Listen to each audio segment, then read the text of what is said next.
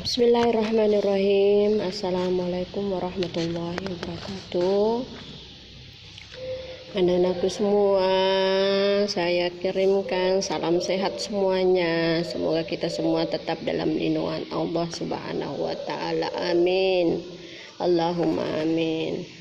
Selanjutnya, insyaallah pada kesempatan ini kita akan melanjutkan materi kita. Dalam hal ini merupakan pertemuan yang ketiga. Pada bagian mulahazut tarakib.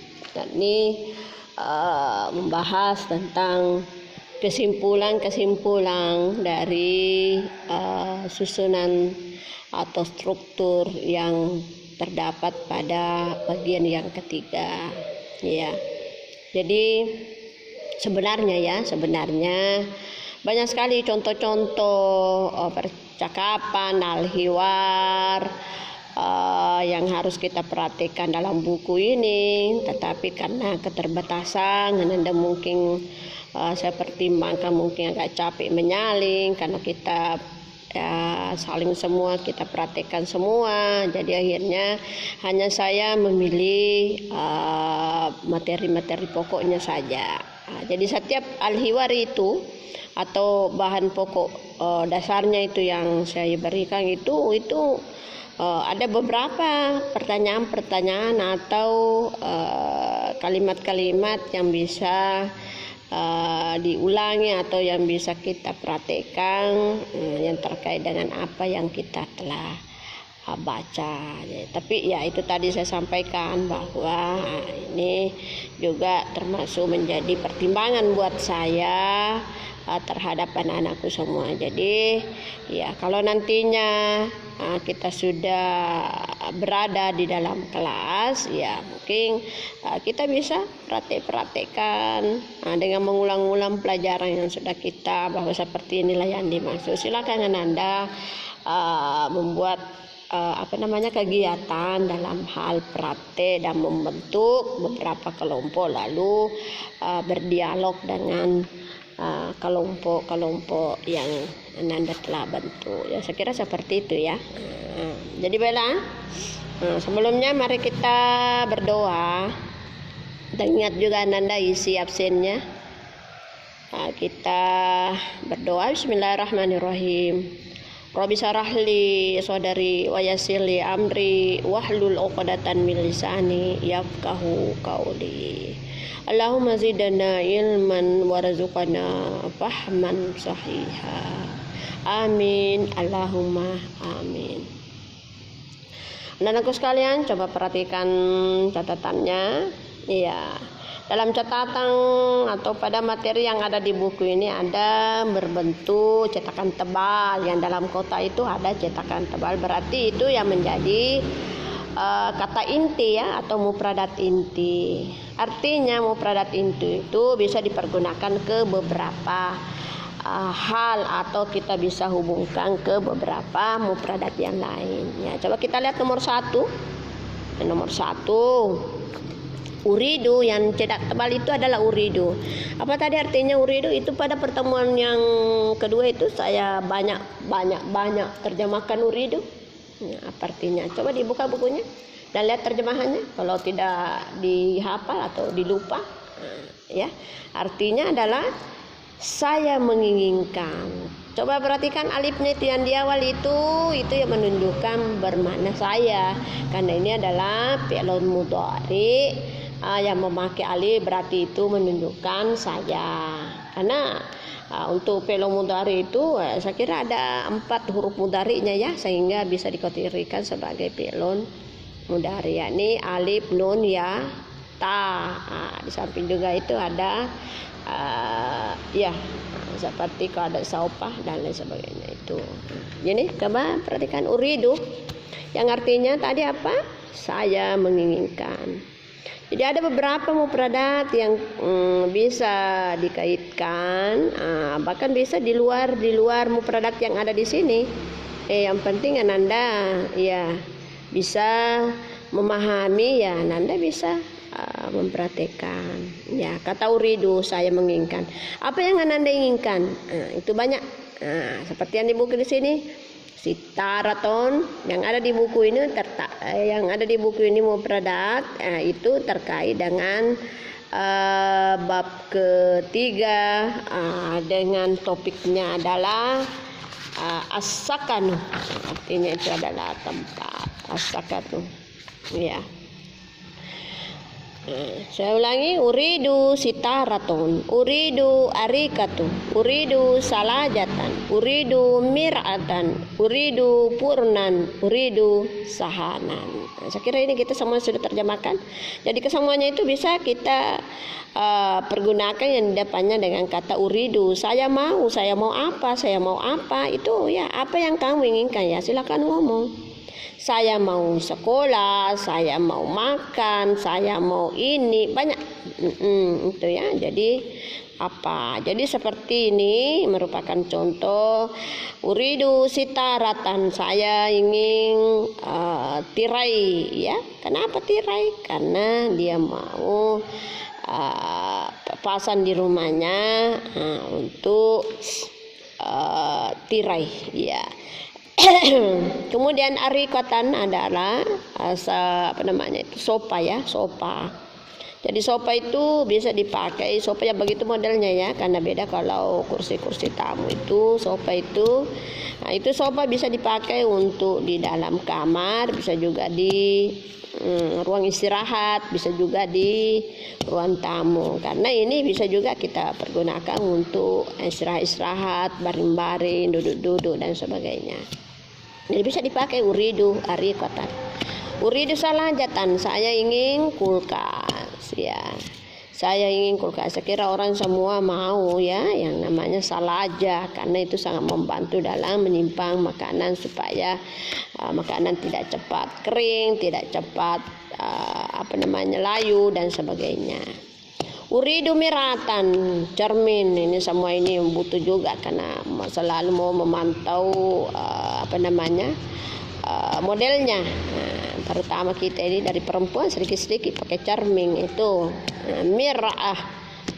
Nah, uridu mir'ah, saya ingin cermin. Uridu purnan, saya ingin open ya. Lagi juga ini yang perempuan ini suka masak, suka openg makanan, kue ya, itu purna.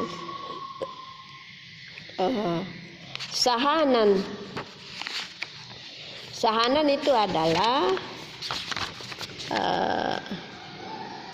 tempat penampungan air. Sahanan biasanya itu ada di kamar-kamar mandi itu pakai. Ya, lanjut nomor 2. Yang cetak tebal di sini adalah hal. Itu merupakan kata tanya. Hal taskunu. Jadi kalau kita pakai kata tanya, maka otomatis itu yang ditanya adalah kamu. Maka fi'il mudhari yang kita pakai di sini itu adalah yang memakai ta. Hal taskunu. Apakah kamu tinggal? Pi di mana? Pi di. Apakah kamu tinggal di? Di mana? Nah, di rumah, baiten, sakaten, apartemen, hayal matahari, di lingkungan bandara, hayal jamiati, lingkungan kampus, bisa juga hayal masjid, di lingkungan masjid, lingkungan pasar, hayal hayal asuki, itu lingkungan yang jelas ya. Ini seperti inilah contoh pengungkapan dengan mempertanyakan tempat tinggal dengan memakai kata tanya hal. Hal taskunu fi baitin, hal taskunu fi sakkatin, hal taskunu fi hayyil matari, hal taskunu fi hayyil jami'ah.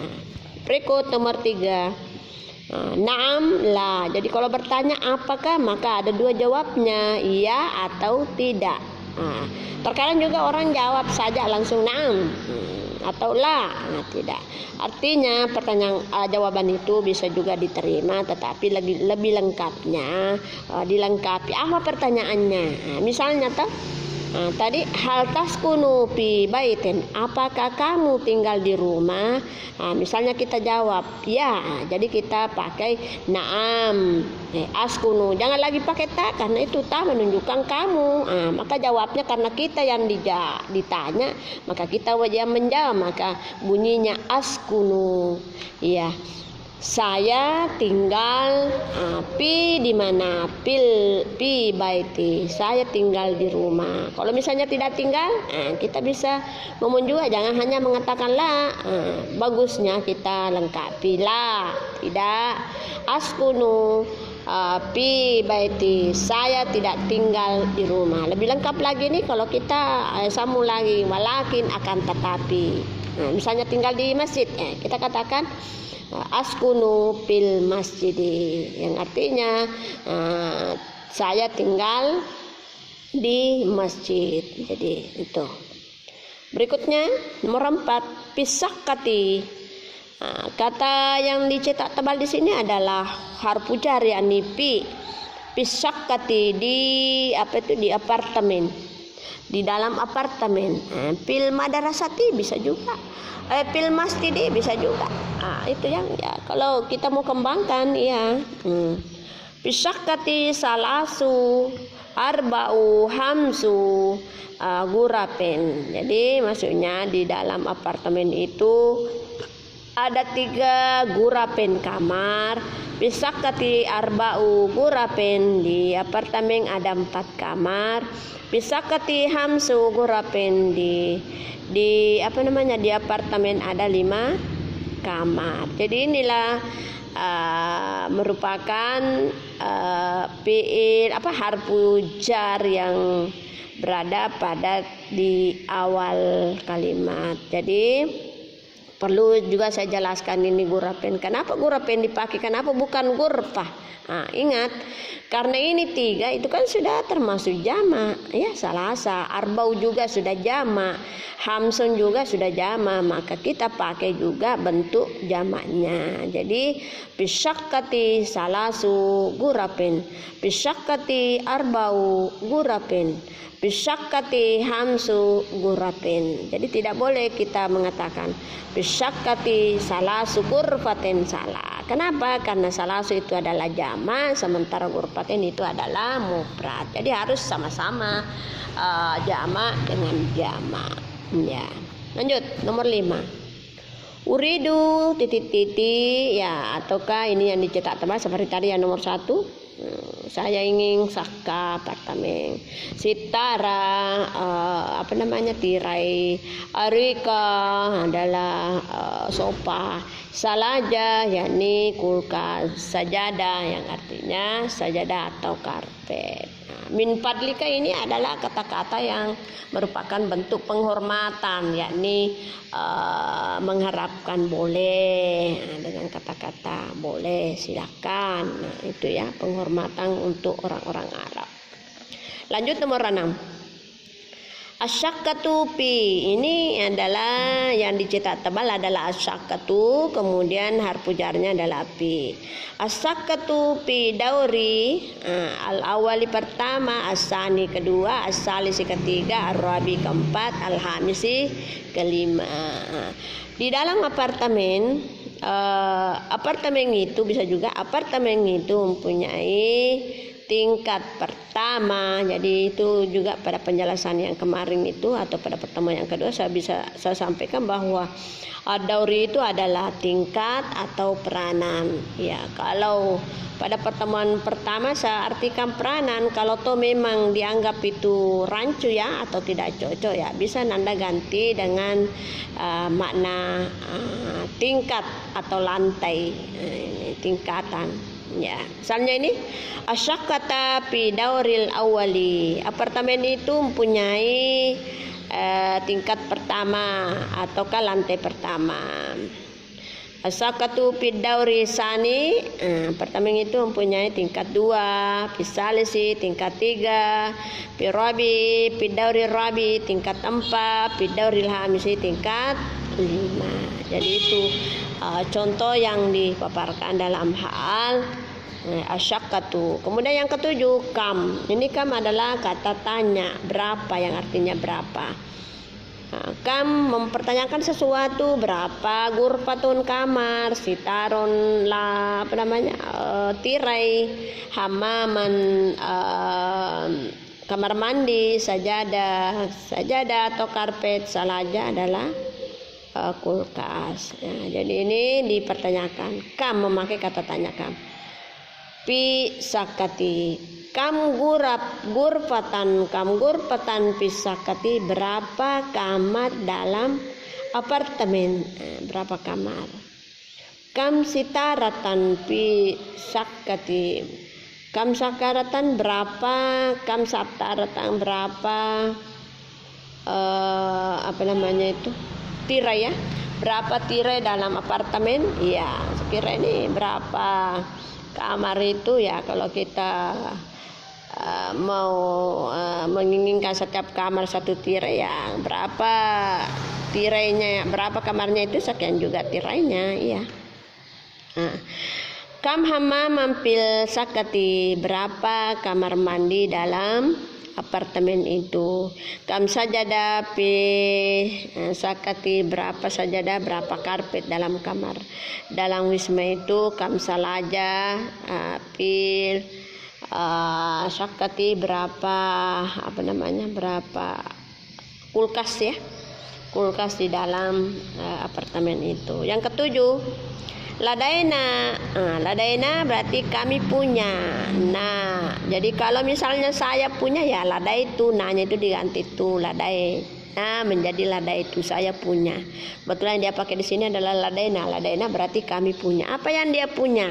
Baiton jamilon, purnon jamilon, sahanon jamilon. Nah, jadi ini dia mempunyai rumah, di mana rumah ini dianggap adalah musakkar, maka kata sifat yang mengiringi itu adalah berbentuk musakkar juga. Jadi ladaina baitun jamilun, ladaina purnon jamilun, ladaina sahanun jamilun. Nah, itu ungkapan yang kita bisa pakai pada kepunyaan kami atau kepunyaan seseorang.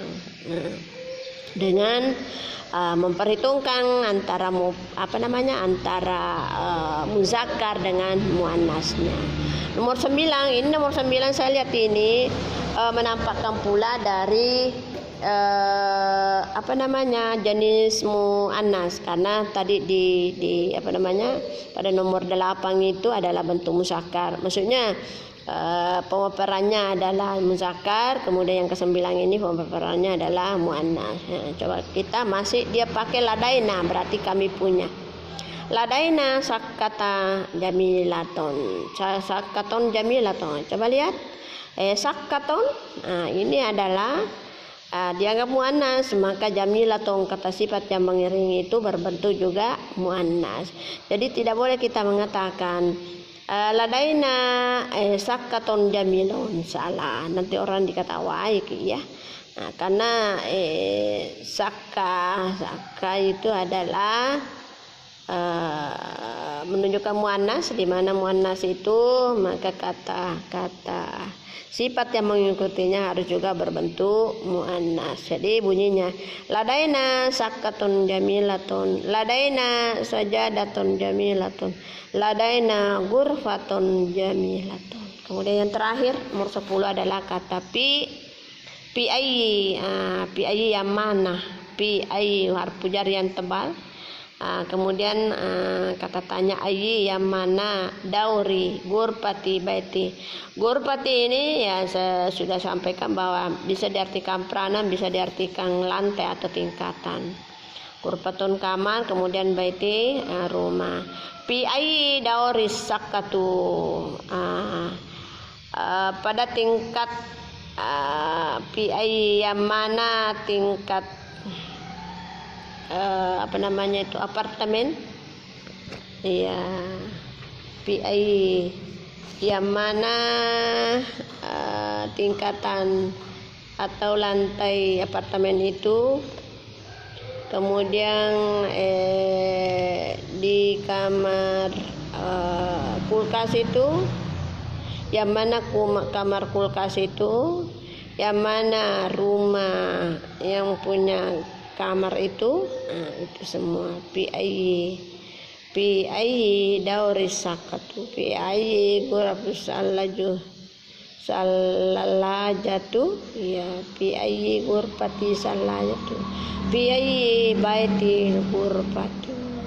Jadi itulah merupakan beberapa pemaparan yang harus Anda perhatikan dengan cetakan yang tebal. Di samping itu juga saya masih mengingatkan Anda bisa lebih mengembangkan pola-pola yang telah saya sebutkan, mulai dari al-hiwarnya berapa pertemuan pertama dan pertemuan kedua, bahkan pada pertemuan yang ketiga ini. Silakan Anda kembangkan agar Anda lebih sukses dan Anda bisa lebih memahami. Jadi kalau kita banyak praktek, banyak salah, berarti itu peluang kita untuk memperbaiki daripada tidak pernah kita praktek, baru kita tidak tahu kita punya kesalahan. Jadi kalau praktek itu jangan juga Anda takut salah, karena jangan-jangan nanti ada persepsinya ada ini salah, itu ini dan sebagainya. Jangan seperti itu. Yang jelas Anda berani dulu ngomong, berani dulu praktek, masalah benarnya di belakang. Kalau salah kan nanti diperbaiki, kalau benar ya alhamdulillah. Itu daripada tidak ada sama sekali praktek, kita juga tidak tahu kesalahannya. Lebih-lebih dari pembina, dari guru tidak tahu, karena tidak pernah didengar cara prakteknya. Jadi saya menghimbau kepada anak-anakku semua, khususnya di PDIP, apalagi ini pendidikan dini formal, mau banyak-banyak kitab kuning ya. Itu silakan Anda permantap materinya, semua materi, terutama kepada bahasa Arab ini, karena inilah yang merupakan kunci dalam mengupas ilmu-ilmu agama. Karena kalau tidak tahu bahasa Arab, terutama dalam hal kaidah itu, kawaid apa itu sangat menentukan untuk bisa kita memahami atau mudah kita memahami dari buku-buku yang agama. Saya kira inilah yang merupakan penjelasan saya dalam hal mulahadzah at-taraqibu. Saya ucapkan terima kasih. Wabillahi taufiq wa hidayah. Assalamualaikum warahmatullahi wabarakatuh.